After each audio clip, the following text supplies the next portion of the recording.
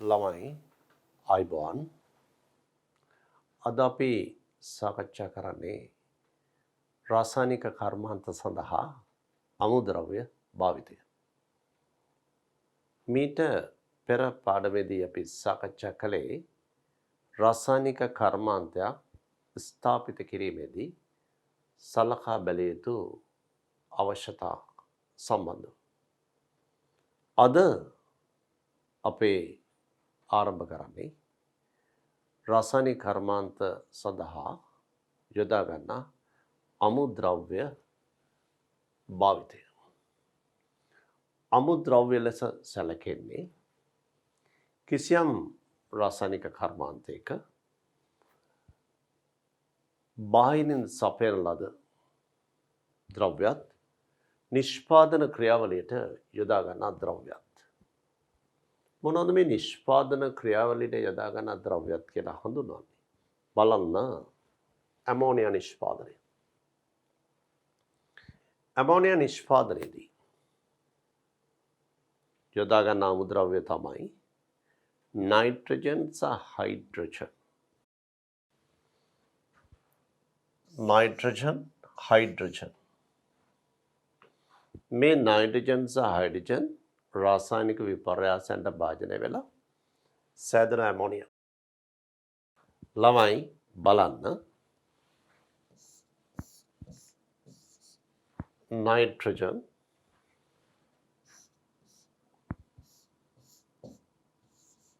Hydrogen එකට එකතු වෙලා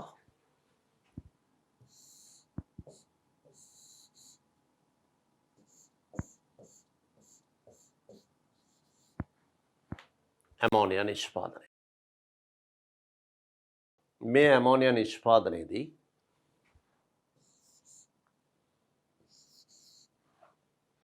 ප්‍රධාන අමුද්‍රව්‍ය ලෙස ගන්නේ නයිට්‍රජන් සහ හයිඩ්‍රජන්.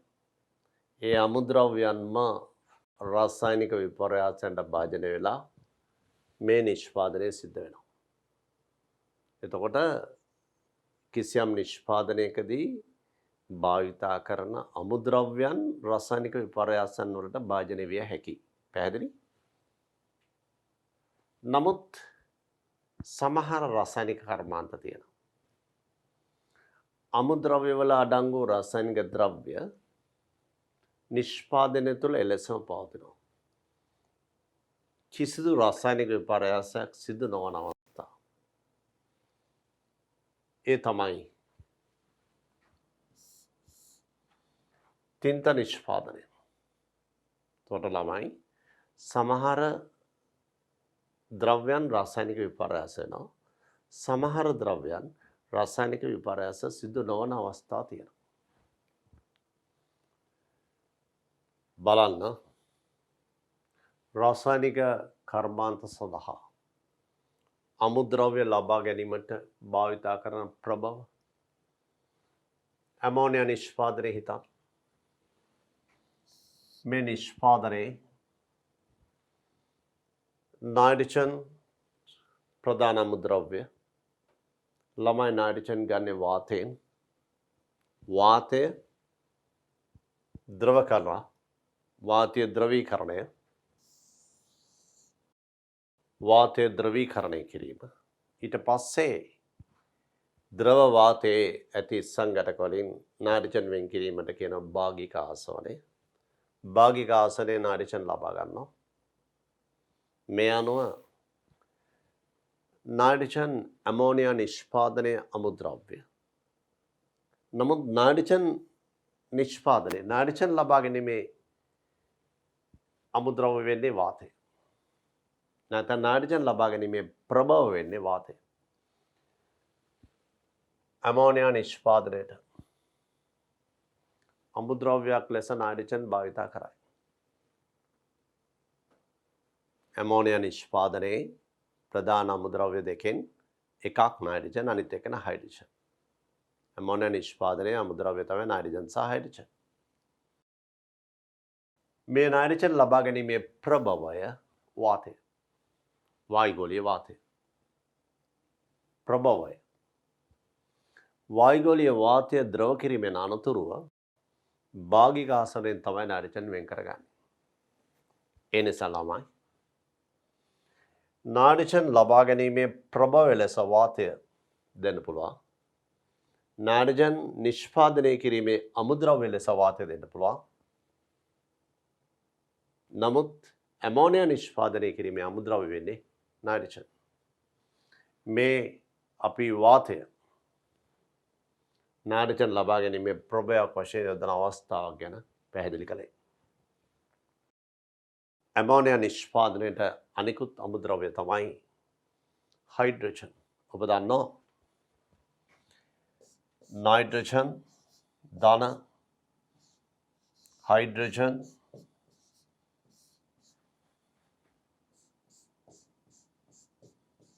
ඇමෝනියා. තොට ඇමෝනියා නිෂ්පාදනයේ එක අමුද්‍රව්‍යයක් නාඩිජන් අනිත් අමුද්‍රව්‍ය හයිඩ්‍රජන්.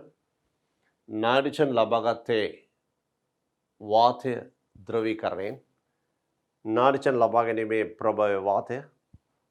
හයිඩ්‍රජන් ලබා ගන්නේ මෙතින්. හයිඩ්‍රජන් වායුව ලබා ගන්නේ පෙට්‍රෝලියම් බොරතෙල් ප්‍රබවයෙන්. බොරතෙල් වල තියෙන හයිඩ්‍රෝකාබන් බිඳීමෙන් තමයි හයිඩ්‍රජන් ලබා ගන්නේ. ළමයි ඇමෝනියා නිෂ්පාදනයේ අමුද්‍රව්‍ය වන්නේ නයිට්‍රජන් සහ හයිඩ්‍රජන්. මේ බලන්න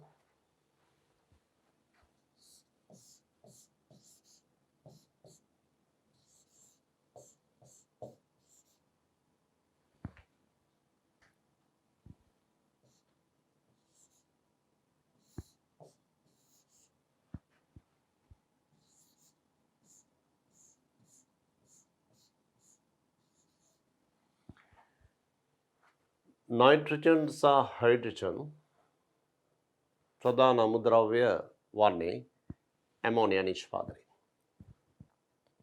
එතකොට ඔබගෙන් ඇමෝනියා නිෂ්පාදනය ගැන ප්‍රශ්නයක් ඇහුවොත් අමුද්‍රව්‍ය මොනවද කියලා ඔබ කියන්න ඕන. එකෙල්ලෙම නාඩිජන් සහ හයිඩ්‍රජන්. ඊගාවට නාඩිජන් ලබා ගැනීමේ ප්‍රභවය කියලා ඇහුවොත් ඒ තමයි වායුගෝලීය වාතය.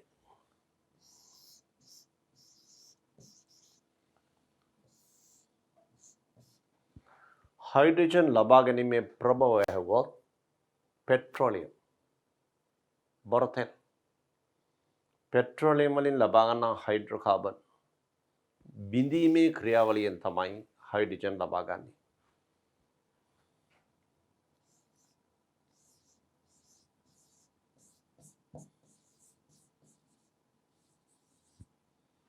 ළමයි නාඩිජන් ලබා ගැනීමේ ප්‍රභවය වාතය. හයිඩ්‍රජන් ලබා ගැනීමේ ප්‍රභවය පෙට්‍රෝලියම්. මේ නිසා ඇමෝනියා නිෂ්පාදනයේ ප්‍රභව කියලා ඇහුවොත් වාතය සහ පෙට්‍රෝලියම්.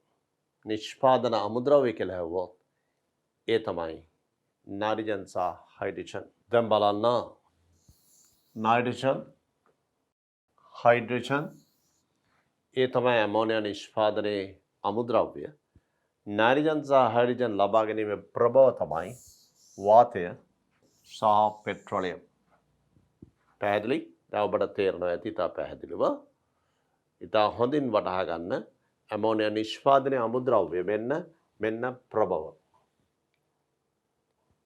දැන් බලන්න නයිට්‍රික් නිෂ්පාදනය ගැන. නයිට්‍රික් නිෂ්පාදනය කරන ළමයි ඇමෝනියා වලින් ආරම්භ කරමින්.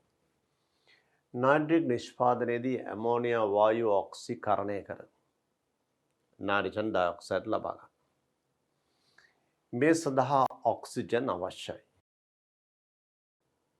මේ ඔක්සිජන් සඳහා අපි තෝරාගන්නා අමුද්‍රව්‍ය මොකක්ද කියලා අපි දැන් මේ සාකච්ඡා කරන්නේ. දැන් බලන්න මේ ඇමෝනියා NO බවට ඔක්සිකරණය කළා. NO ඔක්සිජන් එක්ක NO2 බවට ඔක්සිකරණය කළා.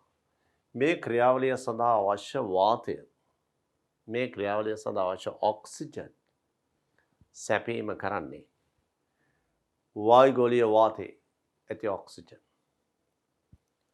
වායුගෝලීය වාතයේ ඇති ඔක්සිජන් එකෙල්ලේම මේ ක්‍රියාවලිය සඳහා යොදා ගන්න.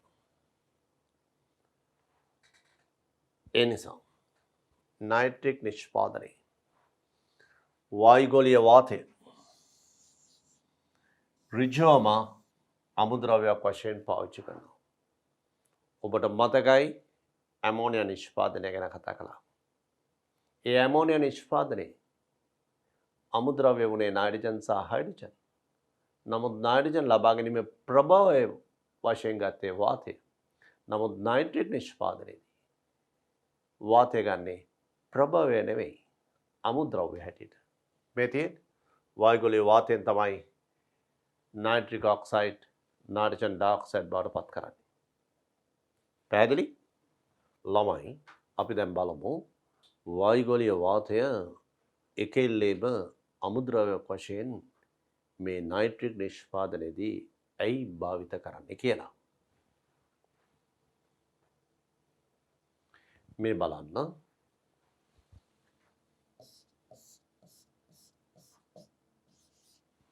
ඇමෝනියා මුලින්ම ආරම්භයේදීම නයිට්‍රික් ඔක්සයිඩ් වායු බවට ඔක්සිකරණය කරනවා.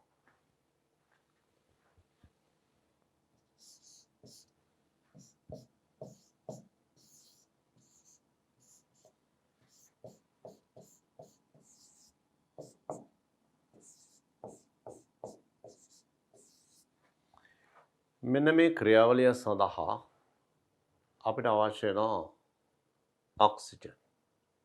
ඒ සඳහා තෝරගන්නේ වායුගෝලීය වාතය. ඒ වගේම සෑදෙන නයිට්‍රික් ඔක්සයිඩ්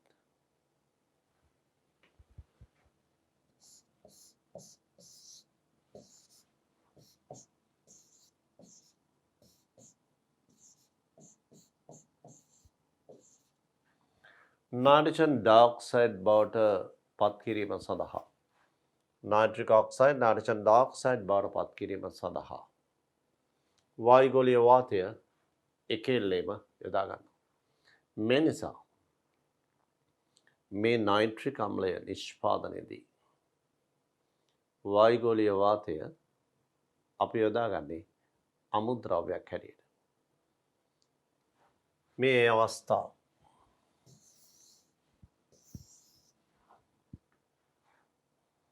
ඔබ දැක්ක මීට පෙර ඇමෝනියා නිෂ්පාදනය. ඇමෝනියා නිෂ්පාදනයේදී අමුද්‍රව්‍ය වුණේ නයිට්‍රජන් සහ හයිඩ්‍රජන්. නමුත් නයිට්‍රජන් ලබා ගැනීමේ ප්‍රභවයක් ලෙස තමයි වායුගෝලීය වාතය පාවිච්චි කරේ.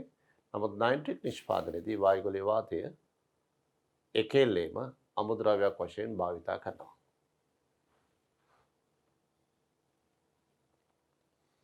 මේ බලන්න වායුගෝලීය වාතය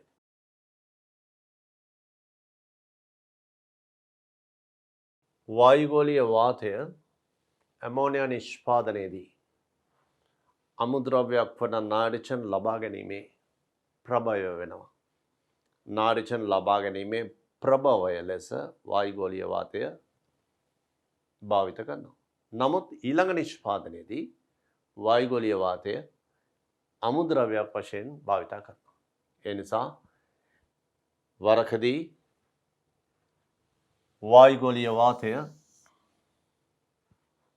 නිෂ්පාදනයේ ප්‍රභවයක් වශයෙන් භාවිත කළත් තවත් අවස්ථාවකදී වායුගෝලීය වාතය නිෂ්පාදනයේ අමුද්‍රව්‍යයක් වශයෙන් පාවිච්චි කරනවා. ඒ නිසා නිෂ්පාදනය අනුව තමයි ඒ අමුද්‍රව්‍යයක්ද ප්‍රභවයක්ද කියන එක හඳුනා දෙන්නේ. දැන් බලමු ඊළඟ අවස්ථාව.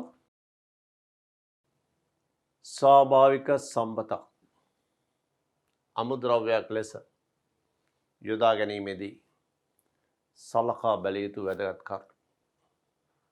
ස්වාභාවික සම්පත අමුද්‍රව්‍යයක් වශයෙන් යොදා ගැනීමේදී සැලකිලිමත් විය යුතු කරුණු මොනවද? මේ බලන්න.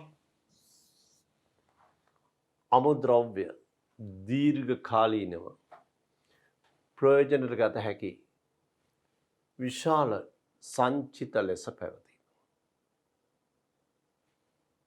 උදාහරණයට ගමු අපි ලංකාවේ සිමෙන්ති නිෂ්පාදනය.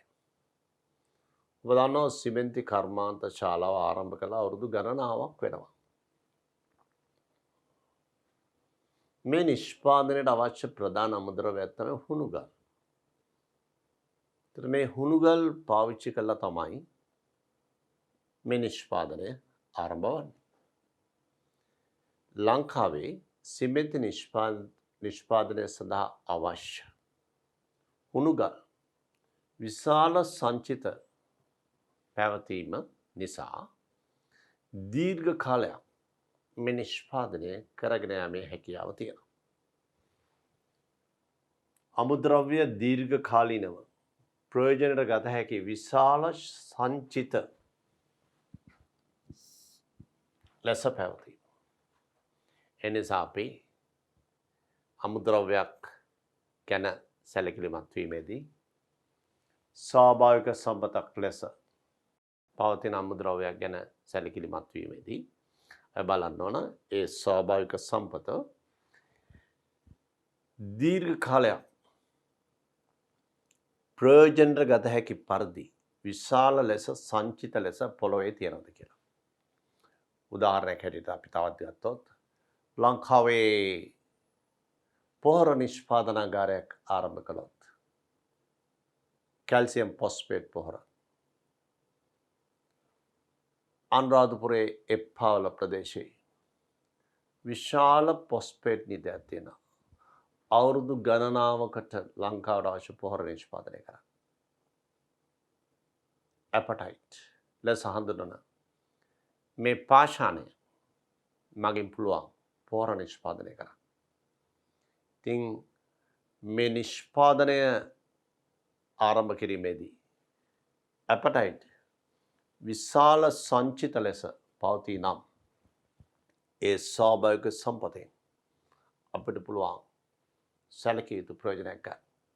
ශ්‍රී ලංකාවට පොහොර නිෂ්පාදනය කරන්න අවුරුදු ගණනාවක්ම.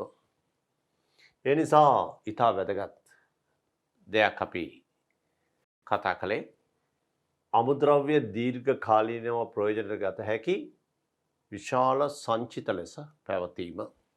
මේ ලංකාවේ තියෙන හුණුගල් සංචිත. ඒ වගේම ප්‍රවාහන පහසුව.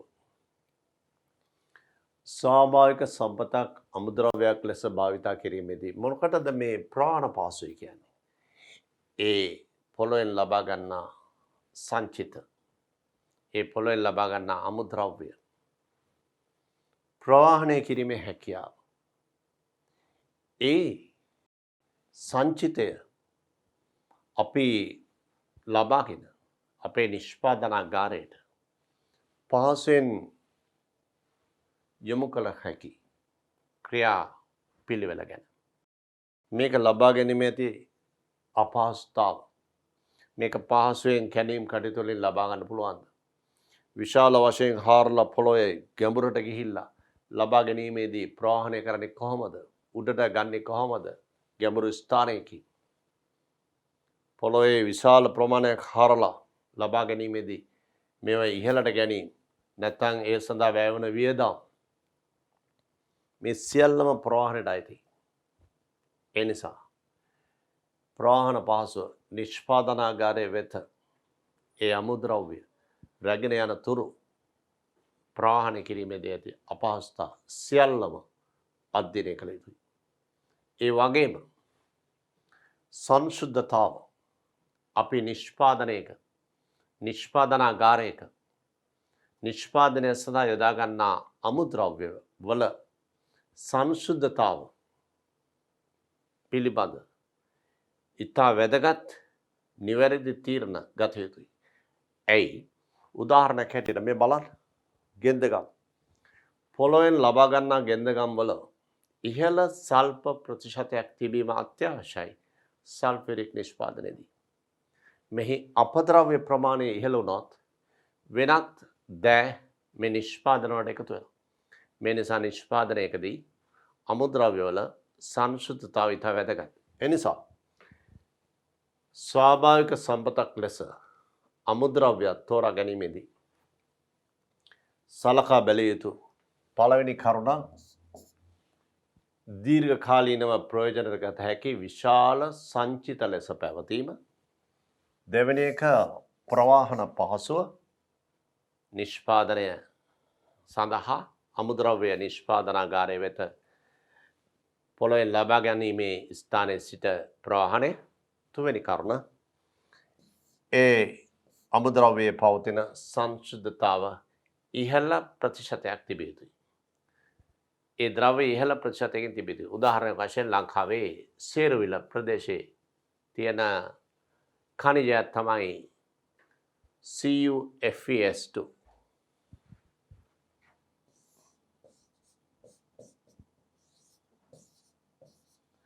සේරුවිල අපස් ශ්‍රී ලංකාවේ සේරුවාවිල ඇති ලෝපස් සලකන විට CuFeS2 ලෙස හඳුන්වන සේරුවිල අපස් වල ඉහළ සංශුද්ධතාවක් නොමැති නිසා මෙවැනි යපස් වලින් සැලකිය යුතු ප්‍රයෝජනයක් ලංකාවට ලබා ගැනීම ඇති හැකියාව අවම වෙලා තියෙනවා. තියෙන යපස් වැඩිපුරම තියෙන්නේ විවිධ වෙනත් ද්‍රව්‍යත් එක්ක මිශ්‍ර වෙලා සංශුද්ධතාවය ඉතා අඩුයි. මේ නිසා මේ යපස් වලින් කොපර් ලෝහය නිස්සාරණය කිරීම, හෝ යකඩ නිස්සාරණය කිරීම, හෝ සල්ෆර් වලින් සල්ෆියරික් නිෂ්පාදනය කිරීමේ ඇති හැකියාව අවම වන්නේ ඒ සංශුද්ධතාව අඩු නිසා. ඒ යපස් පැවති ප්‍රදේශයෙන් ග්‍රෑම් 100ක් ගත්තොත් මේ ඒ ග්‍රෑම් 100 සම්පලය තුළ ඇති යපස් ප්‍රමාණය ඉතා අඩු ප්‍රමාණයක් වීම නිසා සංශුද්ධතාව අඩු සම්පලයක් හැටියට අපි හඳුනා දෙනවා. ඒ නිසා නිෂ්පාදනයකදී අමුද්‍රව්‍ය ගැන සලකන විට ළමයිනි අමුද්‍රව්‍යයේ ඉහළ සංශුද්ධතාවක් තිබිය යුතුයි. එවැනි අවස්ථාව ඉතා වැදගත් නිෂ්පාදනය සඳහා. දැන් ඔබට මතකද ස්වාභාවික සම්පතක් අමුද්‍රව්‍යයක් වශයෙන් යොදා ගැනීමේදී සලකා බැලිය යුතු කරුණු. පළවෙනි විශාල සංචිත ලෙස පැවතීමේ ඇති හැකියාව. දීර්ඝ කාලයක් ප්‍රයෝජන ගත හැකි විශාල සංචිත ලෙස තියෙනවා. එතැන් සිට නිෂ්පාදනාගාරය වෙත ප්‍රවාහනය කිරීමේ ප්‍රාණ පහසුකම් තිබිය යුතුයි. ඉහළ සංශුද්ධතාවයකින් ඒ සංචිත පැවතිය යුතුයි. දැන් අපි බලමු විවිධ රසායනික කර්මාන්ත සඳහා යොදා ගන්නා අමුද්‍රව්‍ය. ළමයිනි වාතය. වායුගෝලීය වාතය අමුද්‍රව්‍යයක් වශයෙන් යොදාගෙන සිදු කරන රසායනික කර්මාන්ත කිහිපයක් ඔබට දැන් පැහැදිලි කරනවා. මේ බලන්න. වායුගෝලීය වාතය අමුද්‍රව්‍යයක් වශයෙන් යොදාගෙන කළ හැකි රසායනික කර්මාන්ත නයිට්‍රික් අම්ල නිෂ්පාදනය. ළමයිනි ඇමෝනියා නයිට්‍රික් ඔක්සයිඩ් බවට පත් කළා. නයිට්‍රික් ඔක්සයිඩ් නයිට්‍රජන් ඩයොක්සයිඩ් බවට පත් කරන අවශ්‍ය නො වාතය. ඒ සඳහා ගන්නේ වාතයේ ඔක්සිජන්. ඉතින් ඇමෝනියා නයිට්‍රික් ඔක්සයිඩ් බවට පත් කළා නයිට්‍රජන් ඩයොක්සයිඩ් බවට පත් කිරීම සඳහා ඔක්සිජන් අවශ්‍යයි. ඒ සඳහා වාතය යොදා ගන්න. සල්ෆියරික් නිෂ්පාදනයේදී ගෙන්දගම් සල්ෆර් ඩයොක්සයිඩ් බවට පත් කිරීමට අවශ්‍යයි ඔක්සිජන්. ඒ සඳහා ගන්නේ වාතය.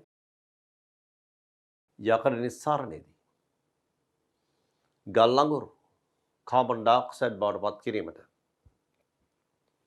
ඉන්ධනයක් වශයෙන් යොදා ගන්න අවශ්‍ය නො වාතය. ඒ වගේම යකඩ ඔක්සයිඩ් වලින් තමයි යකඩ හදාගන්නේ. යකඩ ඔක්සයිඩ් යකඩ බවට ඔක්සි හරණය කිරීමට අවශ්‍ය නො කාබන් මොනොක්සයිඩ්. කාබන් මොනොක්සයිඩ් හදාගන්න කාබන් මොනොක්සයිඩ් බවට පත් කරන්න අවශ්‍ය වෙනවා carbon dioxide. Carbon dioxide carbon එක ප්‍රතික්‍රියා වෙලා තමයි කාබන් මොනොක්සයිඩ් හැදෙන්නේ. ඉතින් කාබන් ඩයොක්සයිඩ් හැදෙන වාතය අවශ්‍යයි ගල් අඟුරු දහනය සඳහා. මේ නිසා මේ බලන්න නයිට්‍රික් නිෂ්පාදනය, සල්ෆියුරික් නිෂ්පාදනය, යකඩ නිස්සාරණය මේ නිෂ්පාදන ක්‍රියාවලිය සඳහා වාතය අමුද්‍රව්‍යයක් ලෙස ප්‍රයෝජනයට ගන්නවා. වායුගෝලීය වාතය අමුද්‍රව්‍ය. ඔබට නැවත කියනවා ඇමෝනියා නිෂ්පාදනයේදී වාතය අමුද්‍රව්‍යයක් නෙවෙයි. ඇමෝනියා නිෂ්පාදනයේ අමුද්‍රව්‍ය නයිට්‍රජන් සහ හයිඩ්‍රජන්. නයිට්‍රජන් ලබා ගැනීමේ ප්‍රභවයක් තමයි වාතය. නමුත් මේ නිෂ්පාදනවලදී වාතය අමුද්‍රව්‍යයක්. අපි දැන් බලමු ඊළඟ අවස්ථාව. මේ බලන්න ඇමෝනියා නිෂ්පාදනය. මෙන්න නයිට්‍රජන් ඇමෝනියා නිෂ්පාදනය අමුද්‍රව්‍ය. ඇමෝනියා නිෂ්පාදනයේ අමුද්‍රව්‍ය නයිට්‍රජන්. නමුත් ඇමෝනියා නිෂ්පාදනය ගැන හිතනකොට නයිට්‍රජන් අමුද්‍රව්‍ය වුණත් ඇමෝනියා නිෂ්පාදනයට ගන්න ද්‍රව්‍ය තමයි වාතය. තර වාතය හඳුන්වන්නේ ස්වාභාවික ප්‍රභවයක් හැටියට ඇමෝනියා නිෂ්පාදනයේ. ඒ ස්වාභාවික ප්‍රභවය තමයි නයිට්‍රජන් ලබා ගැනීමේ අමුද්‍රව්‍ය. ඇමෝනියා නිෂ්පාදනයේ අමුද්‍රව්‍ය නෙවෙයි, නයිට්‍රජන් ලබා ගැනීමේ අමුද්‍රව්‍ය වාතය. ඒ නිසා වායුගෝලීය වාතය ද්‍රව කළා ද්‍රව වාතය භාගික ආසවණයෙන් තමයි නයිට්‍රජන් ලබා ගන්නේ. මේ තියෙන්නේ. තර වායුගෝලීය වාතය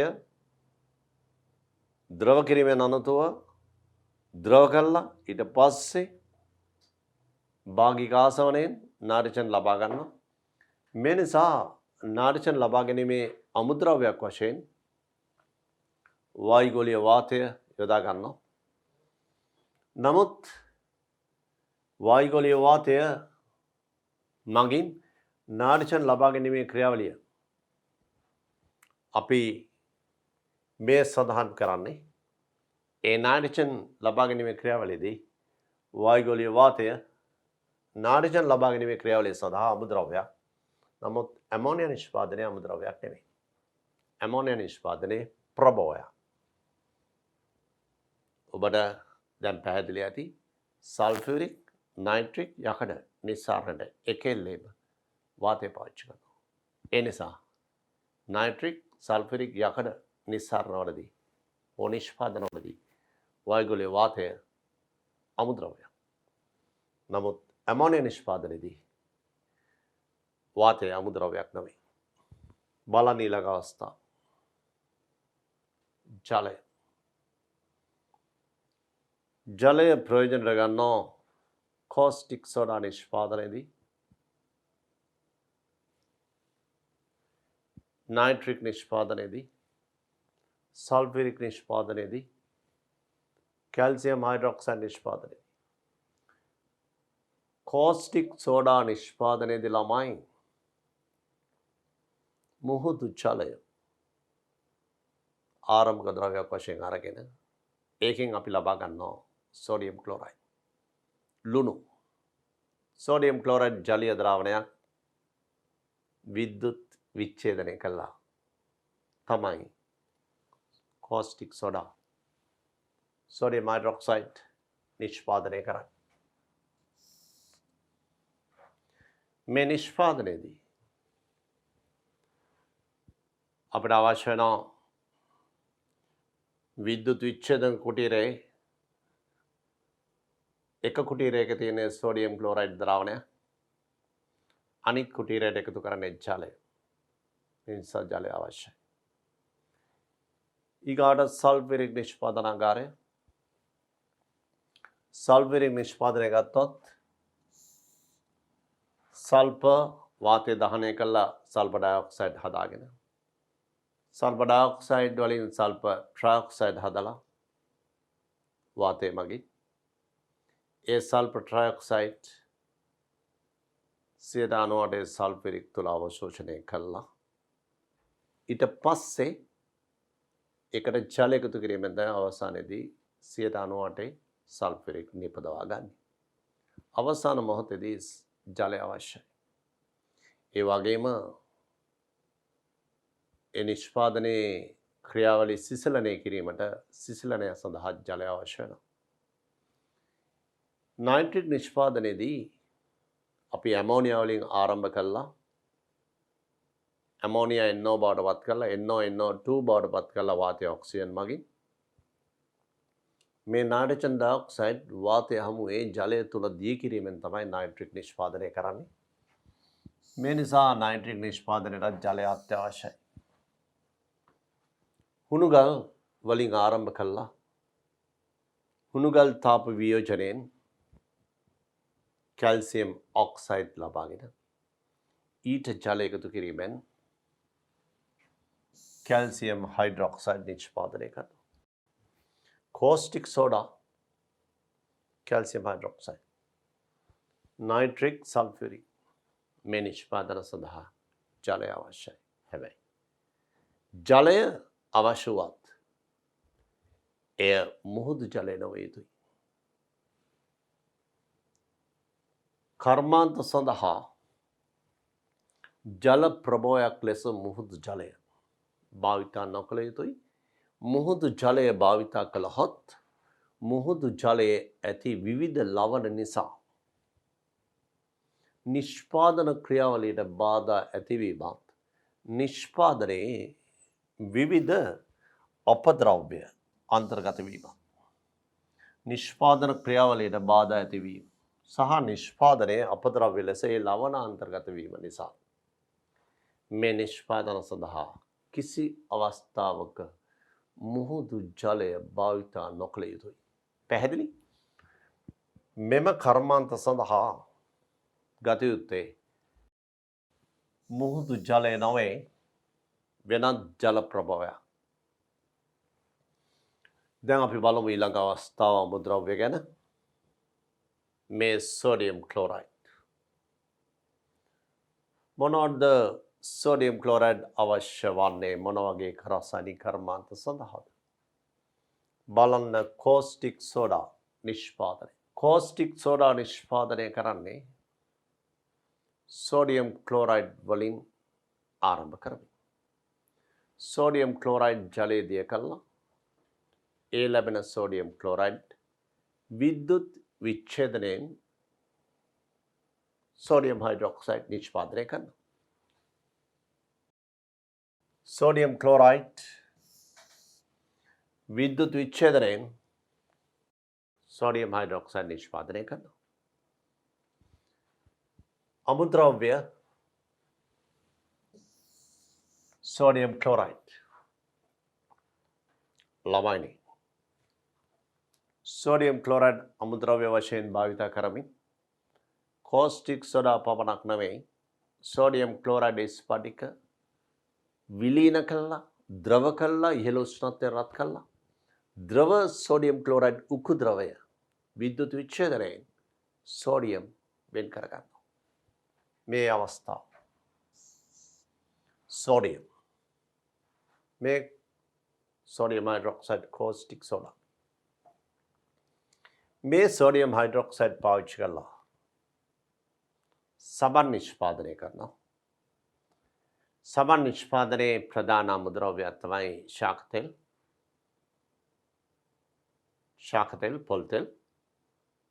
පොල් තෙල් වල ඇති ග්ලිසරයිඩ් වලින් සබන් නිෂ්පාදනය කිරීමේදී එක්තරා අවස්ථාවක සබන් ඝනය වෙන් කර ගැනීමට සෝඩියම් ක්ලෝරයිඩ් එකතු කරනවා.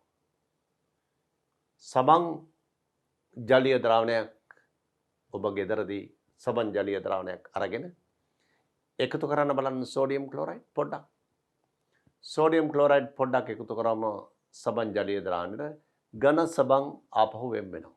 මේ නිසා සබන් නිෂ්පාදනයේ ඝන සබන් ටික වෙන් කර ගැනීමේ ක්‍රියාවලියේදී සෝඩියම් ක්ලෝරයිඩ් භාවිත කරනවා.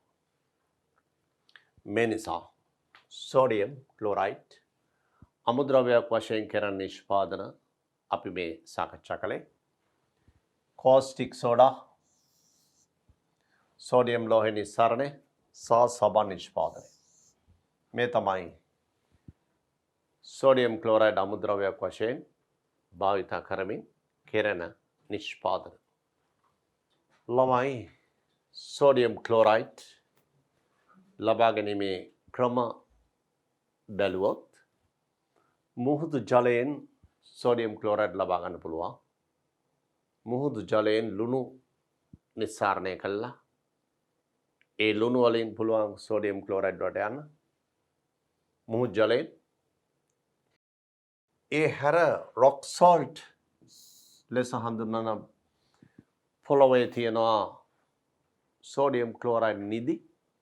ඒ සෝඩියම් ක්ලෝරයිඩ් ස්පටික නිදි වලින් සෝඩියම් ක්ලෝරයිඩ් ලබාගෙන කැනීම් කටයුතු වලින් සෝඩියම් ක්ලෝරයිඩ් ඉවතට අරගෙන මේ සෝඩියම් ක්ලෝරයිඩ් ජලයේ දිය කළා අපිට පුළුවන් NaCl අවශ්‍ය පරිදි NaCl ද්‍රාවණ පිල්ල කරන්න. මේ නිසා සෝඩියම් ක්ලෝරයිඩ් ලබා ගැනීමේ ප්‍රබෝධ ලෙස පිහිටි පොළොවේ තියෙන සෝඩියම් ක්ලෝරයිඩ් ස්පටික රොක් සෝල්ට් කියලා කියන්නේ ඒවා. නැත්නම් මුහුදු ජලයෙන් ආරම්භ කරමින් සෝඩියම් ක්ලෝරයිඩ් පිල්ලෙල කරන්න පුළුවන්. මේ නිසා සෝඩියම් ක්ලෝරයිඩ් නිෂ්පාදන සඳහා ප්‍රබෝධ කෝස්ටික් සෝඩා නිෂ්පාදනයේදී ප්‍රබෝධ සෝඩියම් ක්ලෝරයිඩ්.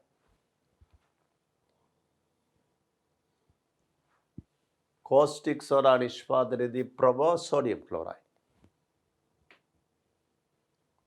සෝඩියම් ක්ලෝරයිඩ් නිෂ්පාදනයේ ප්‍රබෝධ මුහුදු ජලය සහ රොක් සෝල්ට්. සෝඩියම් ක්ලෝරයිඩ් නිෂ්පාදන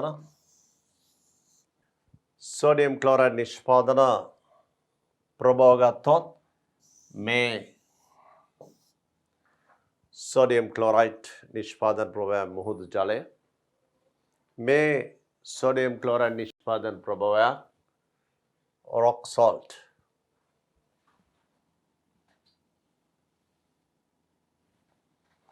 රොක් සෝල්ට් පීටි පොළොවෙන් ලබා ගන්න. ඒතර සෝඩියම් ක්ලෝරයිඩ් නිෂ්පාදන ප්‍රබෝධ දෙකක් ඔබ දන්නවා දැන්. එකක් මුහුදු ජලයෙන් නැත්නම් රොක් සෝල්ට් වලින්. අපි බලමු ඊළඟ අවස්ථාව. ළමයිනේ ඛනිජ මේවා පුනර්ජනනය නොවන සම්පත්. ඛනිජයක් නැවත නැවතත් ඇති වෙන්නේ නැහැ. පුනර්ජනනීය නොවන සම්පත. යකඩ, තඹ, නිකල්, ඇලුමිනියම්, ටයිටේනියම් වැනි ලෝහ නිස්සාරණය සඳහා මේ ලෝහ අන්තර්ගත ඛනිජ අතිශයින් වැදගත්. මේ බලන්න යකඩ අඩංගු ඛනිජ. හීමටයිට් Fe2O3 හීමටයිට් යකඩ අඩංගු ඛනිජ. සූත්‍රත් එක මතක තියාගන්න. යකඩ අඩංගු ඛනිජ. ඊගාට මැග්නටයිට් Fe3O4 මැග්නටයිට්. යකඩ අඩංගු ඛනිජ දෙකක් ඒ සඳහන් කරේ හීමටයිට් සහ මැග්නටයිට්. යකඩ නිෂ්පාදනයේදී අමුද්‍රව්‍ය වශයෙන් ගන්න මේ යකඩ අඩංගු ඛනිජ.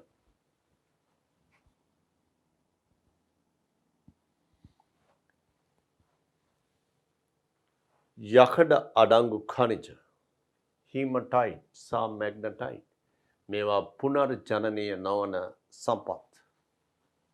ළමයි හීමටයිට් සහ මැග්නටයිට්. හීමටයිට් කියන්නේ Fe2O3 මැග්නටයිට් කියන්නේ Fe3O4. Fe3O4 කියන්නේ ferrous oxide ferric oxide. මේ ඔක්සයිඩ් දෙකේ එකතුවක්. එකතු කරලා බලන්න Fe3යි O4යි.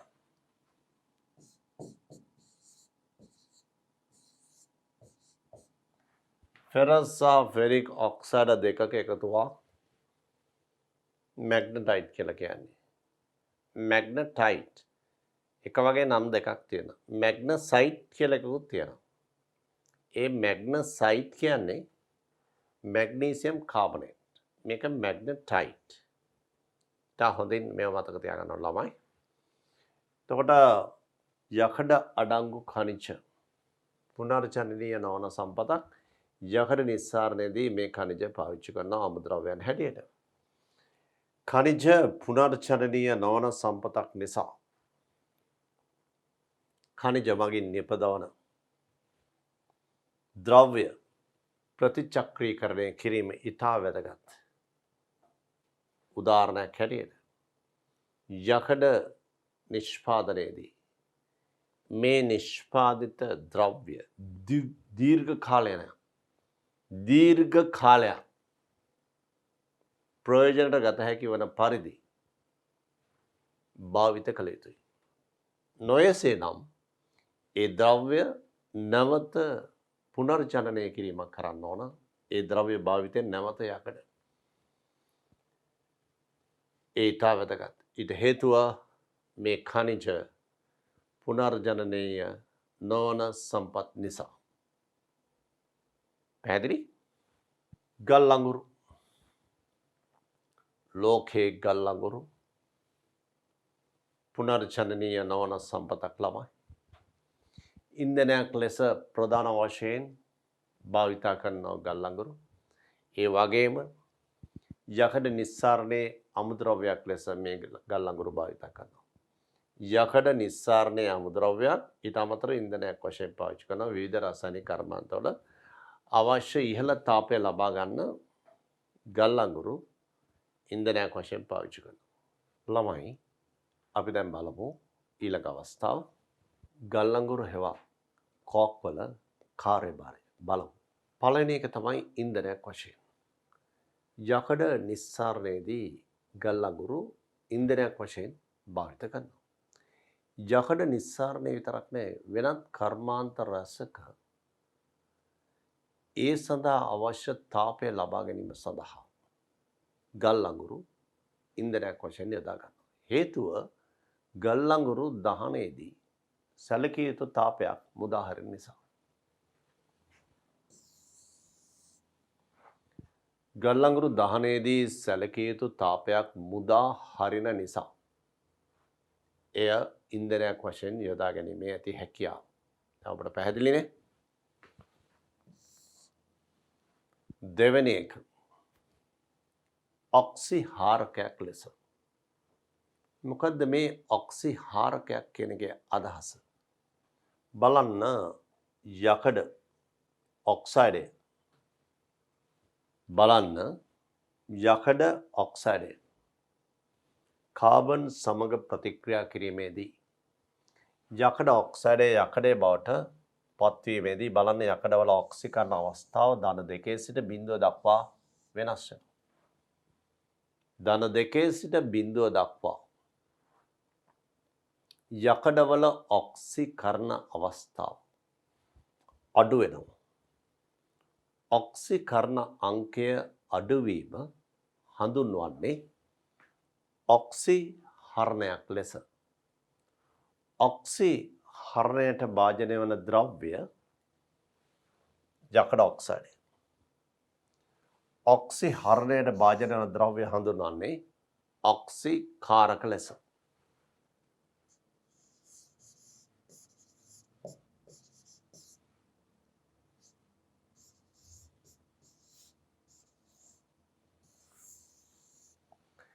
යකඩ ඔක්සයිඩය ඔක්සිකාරකයක්. ඒ වගේම අපිට මෙතෙන්දී වැදගත් වෙන්නේ කාබන්. කාබන් වල ඔක්සිකරණ අංකය 0 සිට ධන 2 දක්වා වැඩි වෙනවා. ඔක්සිකරණ අංකය වැඩි වීම ඔක්සිකරණය. ඔක්සිකරණයට භාජනය වන ද්‍රව්‍ය හඳුන්වන්නේ ඔක්සිහාරකය හැටියට. දැන් බලන්න කාබන් මොනොක්සයිඩ් බවට ඔක්සිකරණය වෙලා. ඔක්සිකරණයට භාජනය වන ද්‍රව්‍ය නම් කරන්නේ ඔක්සිහාරකය ලෙස. මේ අනුව ගල් අඟුරු හෙවත් කෝක්. යකඩ ඔක්සයිඩය යකඩ බවට ඔක්සිහරණය කිරීමේ ක්‍රියාවලියේ ඔක්සිහාරකය ලෙස ක්‍රියාත්මක වෙනවා. මේ නිසා යකඩ ඔක්සයිඩ යකඩ බවට පත් කිරීමේදී ඔක්සිහරණය කිරීමේදී ඔක්සිහාරකය වශයෙන් ගල් අඟුරු හෙවත් කෝක් උපයෝගී කරගන්නවා මේ අවස්ථාව. මේ අනුව කෝක් වල කාර්යභාරය ගල් අඟුරු වල කාර්යභාරය 1 ඉන්ධනයක් ලෙස 2 ඔක්සිහාරකයක් ලෙස බලමු. ඊළඟ අවස්ථාව ප්‍රධාන ඔක්සිහාරකය ජනනය කිරීමට ළමයි යකඩ ඔක්සයිඩයේ යකඩවල ඔක්සිකරණ අවස්ථාව ධන 2 ධන 2 සිට යකඩවල ඔක්සිකරණ අවස්ථාව බිඳුව දක්වා ඔක්සිකරණාංකය අඩු කරනවා ඔක්සිහරණය කරනවා. ඒ වෙලාවේදී කාබන් මොනොක්සයිඩ් කාබන් ඩයොක්සයිඩ් බවට පත් වෙනවා. කාබන් වල ඔක්සිකරණ අවස්ථාව කාබන් වල ඔක්සිකරණ අවස්ථාව ධන 2 සිට මේ අවස්ථාව මෙතන ධන 4 දක්වා වෙනස් වෙනවා. මේ ධන 4 මේ ධන 2 ළමයි මේ බලන්න යකඩ ඔක්සයිඩය කාබන් මොනොක්සයිඩ් මගින් යකඩ බවට ඔක්සිහරණය කරනවා.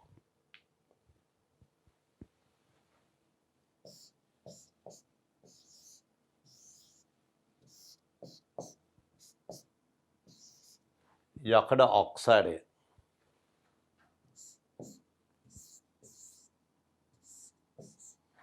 කාබන් මොනොක්සයිඩ් මගින්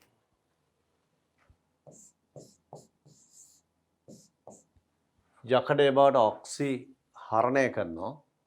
කාබන් මොනොක්සයිඩය මෙහිදී කාබන් ඩයොක්සයිඩ් බවට ඔක්සිකරණය වෙනවා.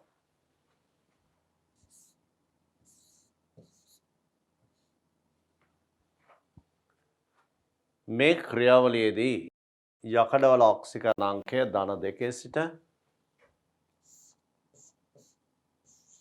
බිඳුව දක්වාත් ඒ වගේම කාබන් මොනොක්සයිඩ් වල කාබන්හි ඔක්සිකරණ අවස්ථාව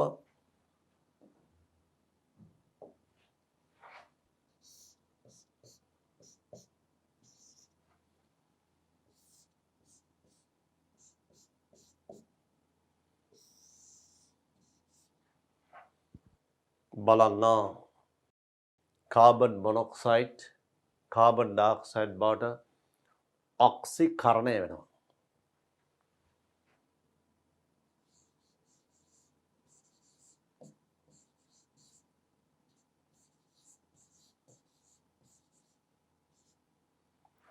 මේ ඔක්සිකරණයේදී කාබන් මොනොක්සයිඩ් හඳුන්වන්නේ ඔක්සිකරණය වන ප්‍රභේදය ඔක්සිහාරකය ලෙස.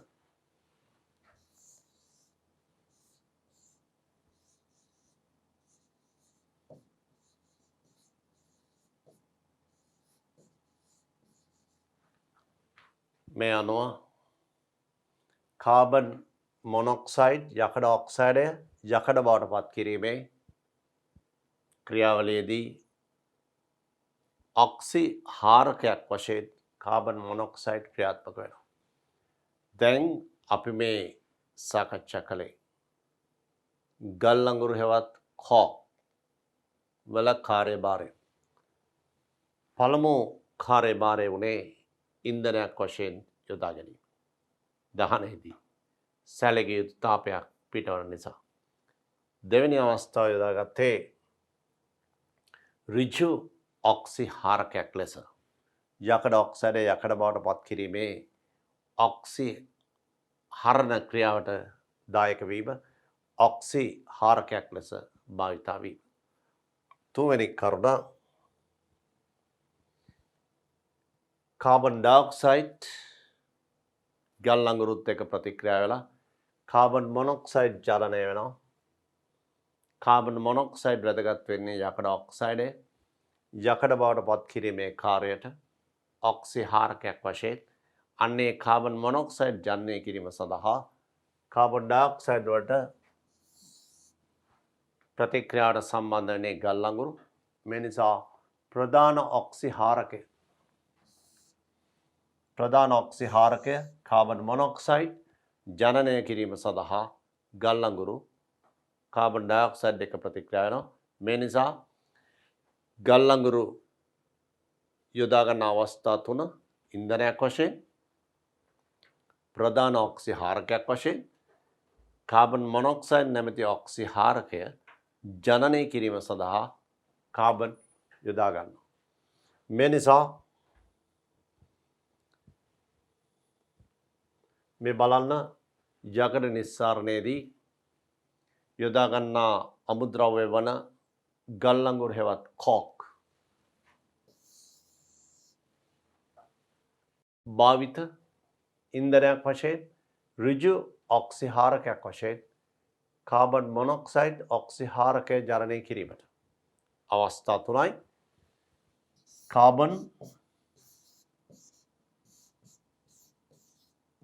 කාබන් 10න් කාබන් ඩයොක්සයිඩ් වෙනවා. එතෙන්දී තාපය පිට යනවා. ඒ නිසා ඉන්ධනයක් වශයෙන්. ඒ වගේම යකඩ ඔක්සයිඩ්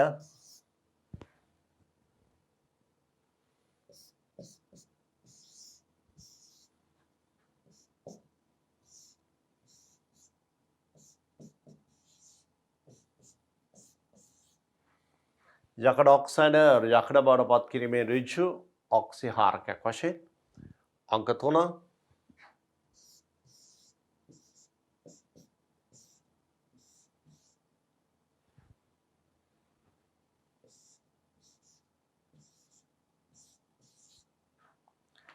කාබන් මොනොක්සයිඩ් නැමැති ඔක්සිහාරකය ජනනය කිරීමට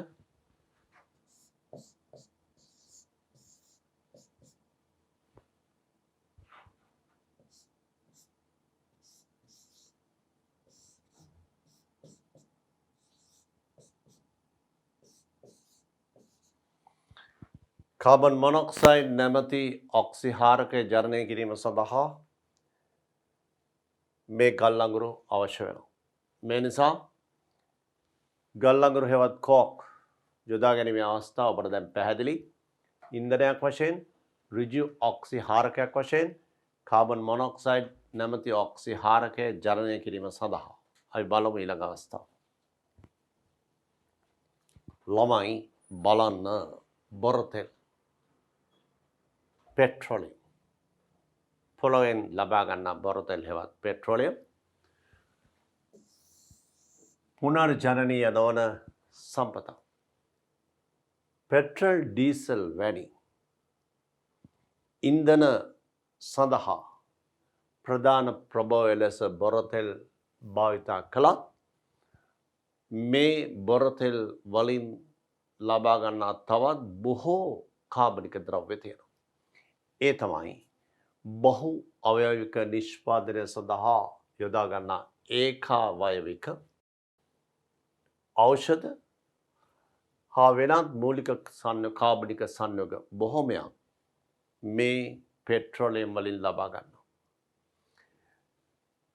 බොරතෙල් හෙවත් පෙට්‍රෝලියම් පුනර්ජනනීය නොවන සම්පත. මේ නිසා මේ ආශ්‍රිත නිෂ්පාදන ගැන සිතන විට අනාගතයේදී මේවා පවත්වාගෙන යාම සඳහා ඉදිරියේදී අර්බුද මතුවෙන්න පුළුවන්. මොනවද ඒ අර්බුද කියලා අපි හඳුන්වන්නේ? එක්තරා කාලයකදී බොරතෙල් ප්‍රමාණ සීමා සහිත වීම සහ නිෂ්පාදන සීමා කිරීමට සිදුවිය හැකි බව. මේ නිසා අපි බොරතෙල් හෙවත් පෙට්‍රෝලියම් භාවිතා කිරීමෙන් කෙරෙන නිෂ්පාදන ඒ බොරතෙල් වෙනුවට වෙනත් ආදේශ යොදා ගැනීම හැකියාව ගැන සලකා බැලිය යුතුයි. බලමු ඊළඟ අවස්ථාව. ශාක ළමයි ශාක වලින් ආරම්භ කරමින් විවිධ තෙල් වර්ග නිෂ්පාදනය කිරීම. ඒ වගේම රබර් ගසෙන් ලබා ගන්නා රබර් කිරි හෙවත් ශීරය භාවිත කිරීමෙන් රබර් නිෂ්පාදන ආරම්භ කිරීම. රෙසින ඖෂධ නිෂ්පාදන යන මේවා ශාක සම්පතක් වශයෙන් ආරම්භ කරමින් කළ හැකි දේ. ඒ විතරක් නෙවෙයි ශාක ද්‍රව්‍ය ජෛව ස්කන්ධ බයෝමෑස් ලෙස හඳුන්වන මේ ඉන්ධන ලබා ගැනීම ඉතාමත්ම වැදගත්. අනාගතයේදී ශාක වලින් අපට ඉන්ධන ජනනය කරන්න පුළුවන් නම් ඉතාමත් වැදගත් කර්මාන්තයක් වෙනවා. ඊට හේතුව ශාක කියන්නේ පුනර්ජනනය කළ හැකි සම්පතක්.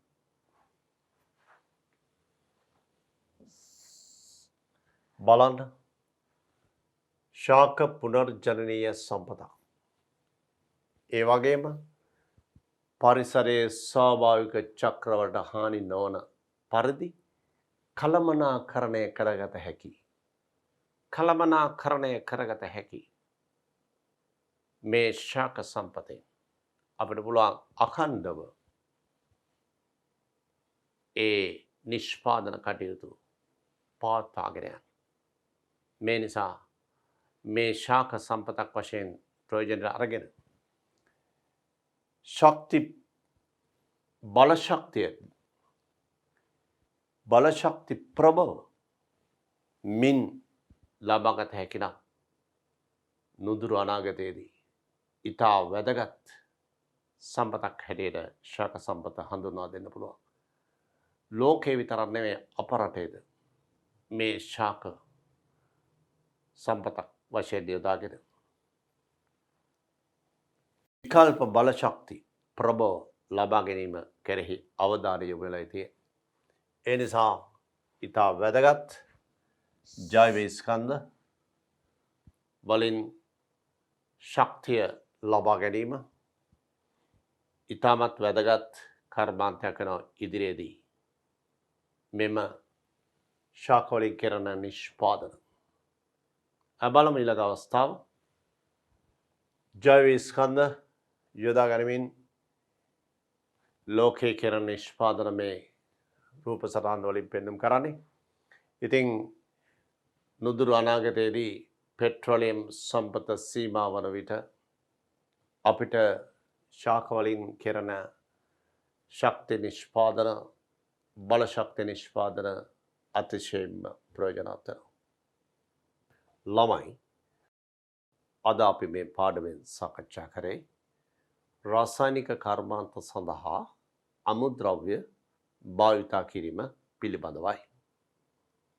අපි පසුගිය පාඩම් දෙකෙහිදී සාකච්ඡා කළේ රසායනික කර්මාන්තයක් ස්ථාපනය කිරීමේදී සලකා බැලිය යුතු කරුණු.